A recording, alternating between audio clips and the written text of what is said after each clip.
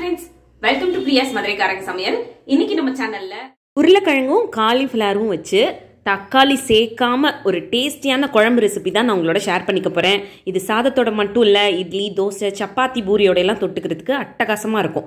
வாங்க இந்த ரெசிபி எப்படி பண்றதுன்னு வீடியோக்குள்ள போய் பார்த்து தெரிஞ்சுக்கலாம்.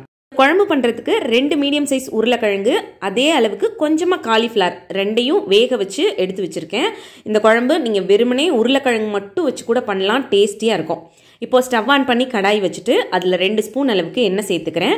எண்ணெய் நல்லா சூடானதுமே 1/4 ஸ்பூன் சீரகம், 1/4 ஸ்பூன் சோம்பு, ஒரு சின்ன துண்டு பட்டை, 2 கிராம்பு, ஒரு பிரியாணி இலை சேர்த்துக்கிறேன். கூடவே கொஞ்சமாக கருவேப்பிலை சேர்த்து இது எல்லாத்தையும் தாளித்து விட்டுட்டு இதில் 2 மீடியம் சைஸ் பெரிய வெங்காயம் பொடியாக நறுக்கினது சேர்த்துக்கிறேன். இது கூடவே 1 ஸ்பூன் அளவுக்கு இஞ்சி பூண்டு விழுது சேர்த்துக்கிறேன். இப்போ இது ரெண்டையும் நல்லா வதக்கி விட்டுக்கலாம். வெங்காயம் லேசான பொன்னிறம் வரும் பாருங்க, அந்த அளவுக்கு வதக்கி எடுத்துக்கலாம்.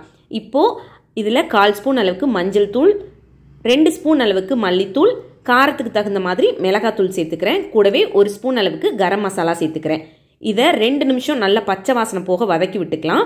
இதில் 4 ஸ்பூன் அளவுக்கு லேசாக புளிச்ச தயிர் இருக்கும் பாருங்க, அதை கட்டி எதுவும் இல்லாமல் நல்லா பீட் பண்ணி எடுத்து இந்த மசாலாவோட சேர்த்துக்கலாம். கூடவே கொஞ்சமாக தண்ணி விட்டு இதை நல்லா மிக்ஸ் பண்ணி விட்டுக்கலாம். இந்த மாதிரி எண்ணெய் பிரிஞ்சு வர ஸ்டேஜில் நம்ம வேக வச்ச காலிஃப்ளவரையும் உருளைக்கிழங்கையும் சேர்த்துட்டு இந்த குழம்புக்கு தேவையான அளவு உப்பு சேர்த்து எல்லாத்தையும் நல்லா மிக்ஸ் பண்ணி விட்டுக்கலாம்.